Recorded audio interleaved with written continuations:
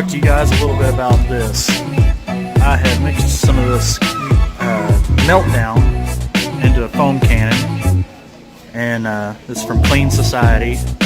It's supposed to be a pretty serious degreaser. I haven't used it before, and we're going to try using it. Since this is a seriously greasy chassis, we're going to attempt it and see how good it does.